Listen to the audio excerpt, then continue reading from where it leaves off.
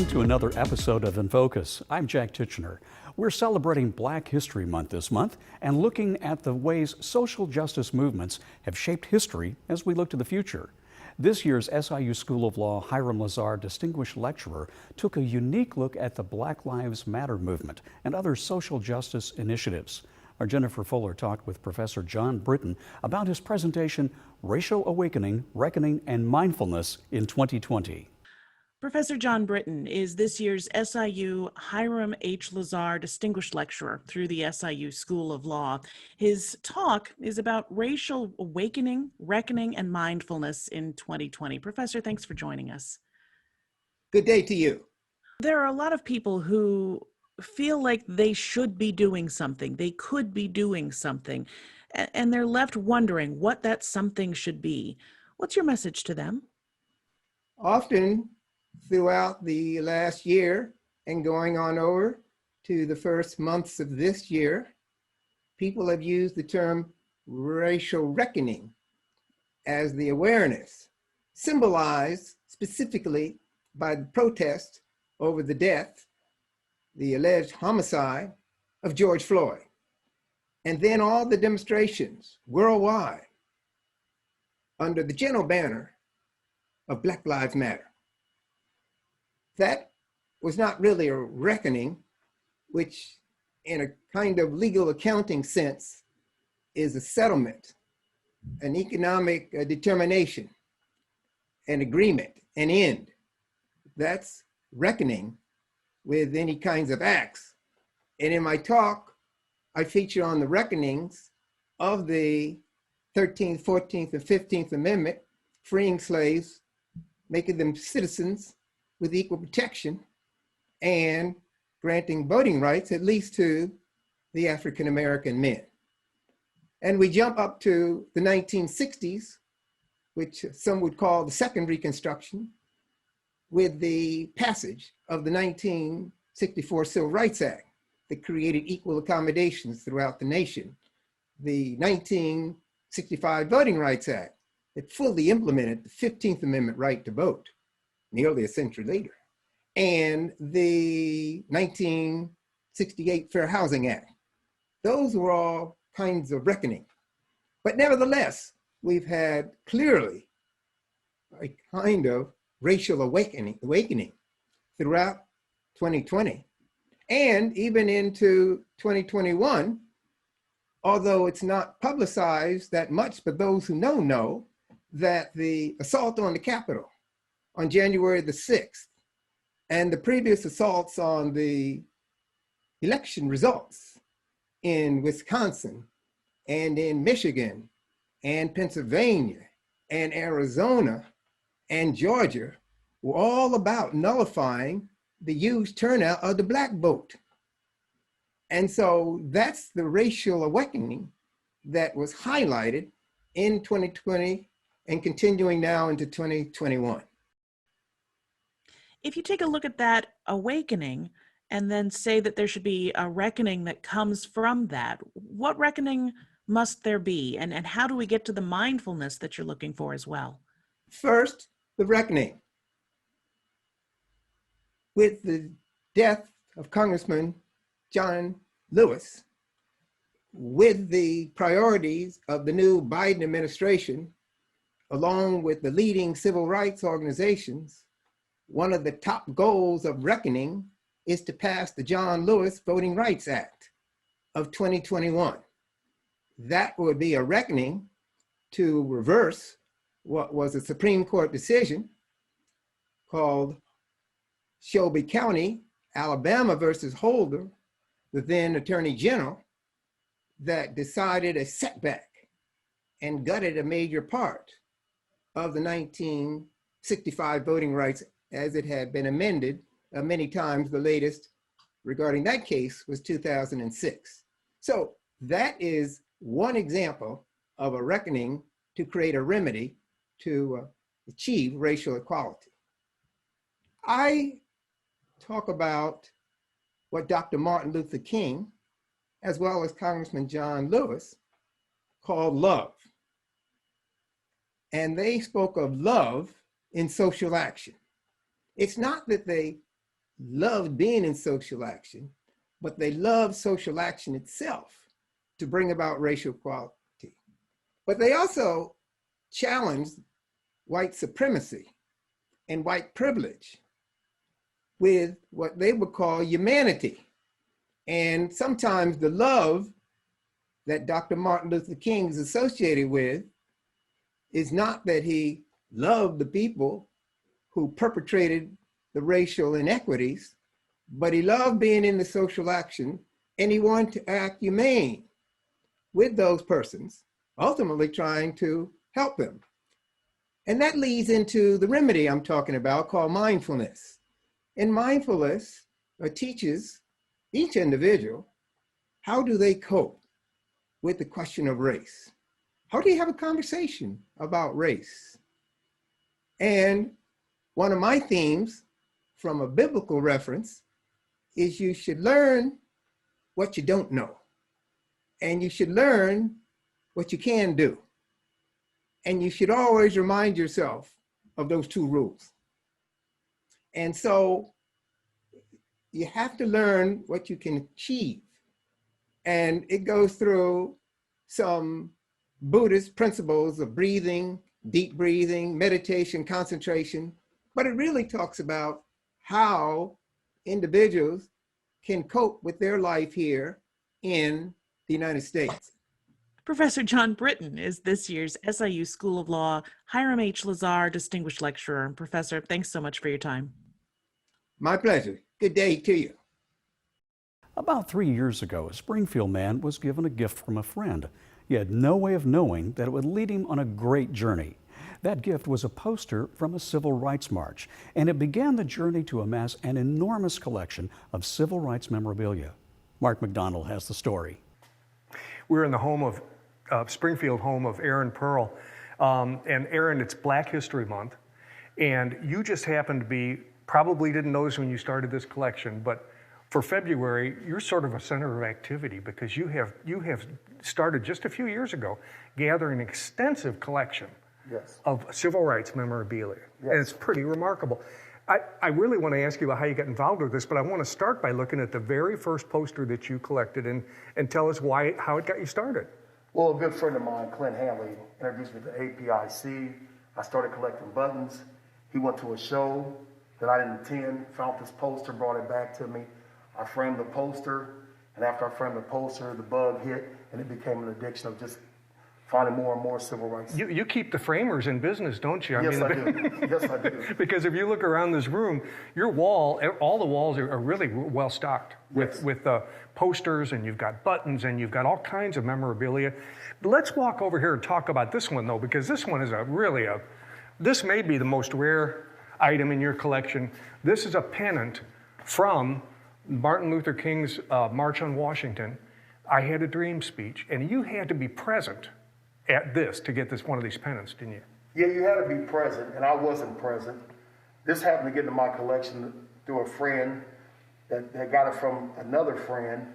And so when I got it, I decided, because I had the button and the pennant, to put them together, frame them together, because I said, and I had the frame done. I spoke to Dave Borland. He framed it for me. This was his creation of the frame, because the black and white shows the unity of the hands on the pennant. Sweet. And also on the button as well. Yeah, and there's a picture of Dr. King up there addressing the hundreds of thousands of folks that showed up that day. Really, really nice. And a lot of this came from, about that same time, things are starting to boil over, especially in the South. And this is part of your collection too, which is remarkable. And tell us about the bridge scene. Well, what you're seeing here is John Lewis, when he's coming over the Edmund Pettus Bridge, and the Alabama State Troopers give him the 2-minute warning to turn back around. And they don't turn back around, and the Alabama State Troopers attack the marchers that were coming over the Edmund Pettus Bridge, and that's referred to as Bloody Sunday. Mm-hmm. This is part of that same same day when they didn't observe the 2-minute warning. Yes, sir. And then over here, this was actually posted in, what city was that posted in? This was Nashville, Tennessee, 1932. It was a public swimming pool, but underneath it says white only. And then this vote too, was this part of the same day when the bridge day, or was that about? This young man here, Bruce Davidson, took this picture in '65, and this young man was marching from Montgomery, Alabama to Selma for the right to vote. Okay, and then right here, something similar is going on. Yes, here too. young students wanted to vote as well. Yeah. A lot about voting. Voting was really was seen then, as it should be seen, as a real key, a fundamental right that had to be observed. Yes. If black people were going to be incorporated into the system, Yes. Voting had everything to do with it, didn't Yes, yes. it? The buttons are terrific. Do you have any favorites? Oh, yes, yes. Yes, I do. Really, two of my favorite buttons is the poll tax button, pay your poll tax. It's very small. Okay. All And right. in the South, as African Americans, you had to pay a tax and be able to pass a test to be able to vote. Then also I have a stop the lynching button, and that button came from the NAACP. Okay, that's right above. It's very small. Okay. And that came from the NAACP during the race riots here in Springfield, Illinois. And then I kind of like this one because you told me the story about this one. Yeah, It's the only election Obama ever lost was for city council? only election that Obama ever lost was to Bobby Rush. That's great. Wow. You on the lookout for buttons still? Yes, sir. Well, Aaron. Just don't tell my wife. Okay, Aaron, this is a treat. I'm really glad that you showed it to us, and I'm glad that we could be here in February. I have a feeling that there's a lot of wall space in Aaron's basement here, but I have a feeling that that's not going to be for long. I think it's going to be filled pretty quick. InFocus in Springfield, I'm Mark McDonald. The number of black men enrolled in medical school has remained nearly unchanged since the 1970s. That lack of diversity has real consequences. As studies show, black patients have better outcomes when treated by black doctors. It's especially critical during a pandemic like COVID-19, which has disproportionately affected black Americans. Health reporter Steph Whiteside has more. My name is Jonathan Ties. I am a first-year medical student at the University of Louisville School of Medicine in Louisville, Kentucky. I am originally from Cleveland, Ohio. I am the eldest of 10 children, a first-generation college graduate, and also the first physician in my family, or becoming the first physician in my family. What made you decide that you wanted to go into medicine? So several factors really led to this juncture, and medicine's the only career that I've considered since I was, I could formulate thought. But I was raised by my grandparents, who were both elderly. And we were in and out of hospitals a lot of times because of their illnesses. And there were just several times where I could tell that the treatment that we were receiving was major, the majority of it was because that we were poor persons of color, we were underinsured, and we really didn't know how to navigate the healthcare system. And then one incident in particular that really cemented it for me, I was away at school at Morehouse College, and I got a call from the hospital, my grandmother, and she said that one of her nurses had called her the N-word, an expletive, because she asked for more pain medication. And so I wanted to make sure that this was something that actually occurred and not like, maybe she was kind of hallucinating as a side effect of some medication. And after speaking with several staff members, I indeed verified that that is what she was told. And I knew at that moment that the only way that I could be an active participant in this, the only way I could make sure that that would not happen again to someone else's family member, was for me to be the physician providing care. And I think you mentioned before that you're hoping when you graduate to specifically serve marginalized populations. Is that the case? Absolutely. I still want to practice in an area that is similar to where I grew up in Cleveland, Ohio. I want to be able to several different things. I want, a child who comes in the hospital to see me as a Black physician and say, wow, I can do that, because they see someone who looks like them. I also want to be able to put, my patients at ease, especially those of us who are Black. My grandfather passed away, unfortunately, because he went to an emergency room 3 times, 3 days in a row, and said, hey, I don't know what's wrong with me, but I'm not feeling good. And they told him that he was exaggerating, to go home and get fluids. And he died 3 days later from congestive heart failure. And so I want to make sure that the same community that gave me so much, that, taught me that you really can become whatever you wish if you're willing to put in the work. I want to give this back to that same community to prevent that from happening. We first spoke a year ago when you were in the med prep program at SIU. Can you tell me a little bit about how med prep helped you get ready for med school? Oh, absolutely. So, before med prep, I don't think that there was a medical school in the country who would have said, hey, take this guy. He's going to, be successful and do well. I needed to do some serious rehab of my GPA, my grades from undergrad. And med prep was one of the few, if not the only program in the country who would even take a gamble on me. And actually, the first time I applied to med prep, they called me and they said, we loved your interview. We loved your test taking skills, but your GPA doesn't quite make the cut. We need you to take 4 or 5 more additional classes so we can really get you up to speed. And so I took the classes, I started med prep in the summer of June of 18. And it was a whirlwind because that first summer, those science classes, they started, at a slow pace and then they picked up so quickly.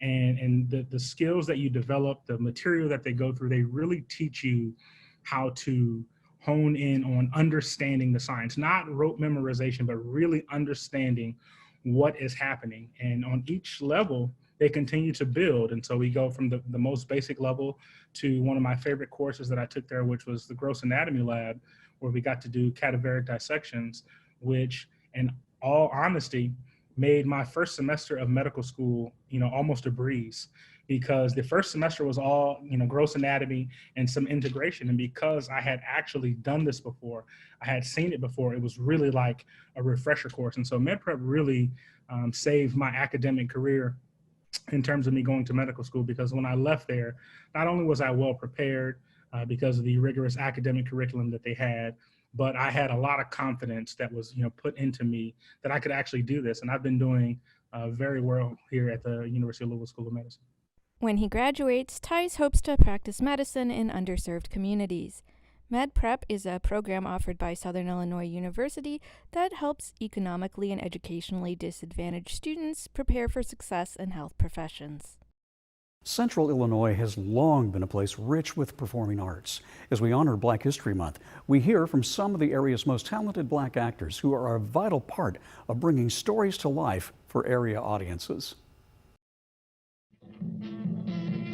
Uncle Pat, his name was Patrick Henry Chappelle. He started the Rabbit's Foot Minstrels, or the Rabbit's Foot vaudeville show. At one particular point in time, he was considered to be the Black P.T. Barnum. It was just really important because it launched the careers of so many African-American people who wanted to make it in show business, who saw something bigger for themselves, like Bessie Smith and also Ma Rainey. I feel like it's a way of our ancestors kind of speaking through us and allowing us the chance to tell these stories by utilizing our talents. But it sometimes seemed like there was a lack of opportunity unless you look a certain way or unless people have seen you in a lot of things. Say a prayer. Almost immediately when I auditioned for Memphis, that was not the case. Like, I was actually given a chance and nobody looked at me differently, nobody treated me differently. I was paralyzed at one point. So I also experienced vocal paralysis during that time, so I hadn't really sung a note in like 2 years. My nerves were on edge, I can say that, but once the curtain was open, it was a really empowering feeling. So it's really important that we know these things, particularly so future generations know them as well. But it's also important to tell those stories without the trauma and without the violence that comes with it. Because we lived through that enough. A lot of the roles I played have either been servants, they've been comedic relief, they've been the fun, crazy sidekick, or the super religious black brother. But I never get to play someone who isn't broken. I always have to play someone broken. And that's, Black actors are more than that. I'm tired of playing your slave. I'm tired of playing your servant. I'm tired of playing your black brother. I just want to play the character. I want to play somebody who has substance, who isn't broken, who's healed.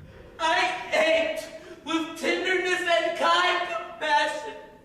We make it seem like black people, civil rights, slaves era, all these black people, like they were helpless.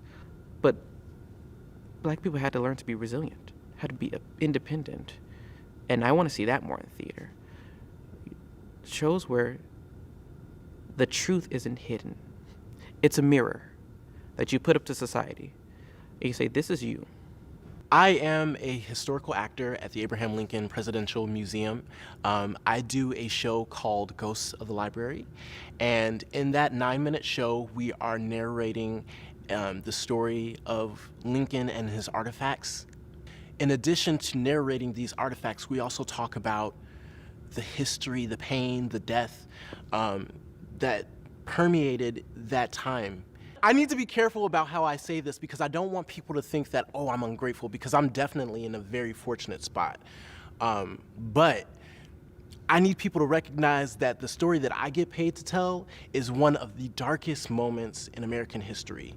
And I have to continuously walk into a place of trauma in order to tell that story, whether I'm speaking about slavery or not. That period of time is always connected with that original sin of slavery. And because we're in Lincoln's town, Lincoln's land, we constantly tap into that narrative, into that story, and it's very draining. There have been times that I've honestly wondered, like, okay, how am I gonna make it through this performance without like having an emotional reaction? There are very few opportunities for Black folks in general, minorities in general, that are not trauma-based. And it's hard. It's absolutely difficult. Because yes, we have this amazing, rich, beautiful, enduring and resilient culture and these resilient narratives, but at the same time, how can we continue to grow and be beyond that? I can feel the cold creeping in my bones. I know for me, being a young Black woman, it means a lot when we're able to do shows that reflect on either Black stories or, involve people of color in any shape, form, or fashion. It means a lot to be able to express ourselves through music. In the past, there have been so many people that I think could have blown that part out of the water if given the chance. And a lot of them feel discouraged because they don't get that opportunity, or they're not made aware of what's going on. And I would like to see more of them get their time to shine in local community theater scene. But I do like the direction that theater is moving as a whole. I do like the direction of the colorblind casting and just solely basing it on their talent. I think our community has come a long way. I think we've gone through enough, we've come so far, and I think even today, this is still just the beginning of a long haul to get where we deserve to be as anybody else. This community, it was an instant welcome. Landing the role of Peter Pan, I mean, it was just like, typically they were casting females in that role. And as a man of color, I almost felt like I was breaking that mold in a sense that, times are changing and people are awake and people are open-minded to difference. I wanna be in the room where it happens, the room where it happens. To see these shows like Hamilton and then you go to film and you see Bridgerton and all these diverse casts, like, it's amazing to feel included without a hint of racism being involved. My thoughts of you never end.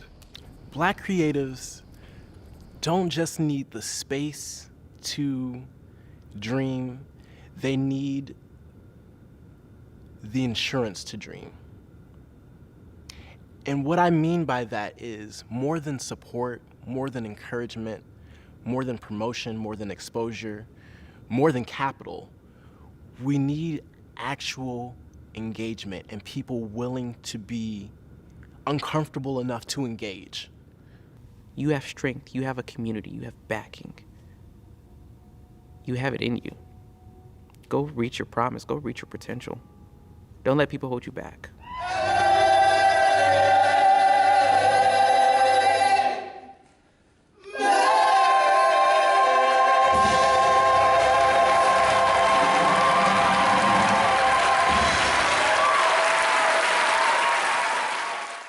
Many theater venues continue to be shut down because of the pandemic. Some are finding ways to perform online and in the future with small groups.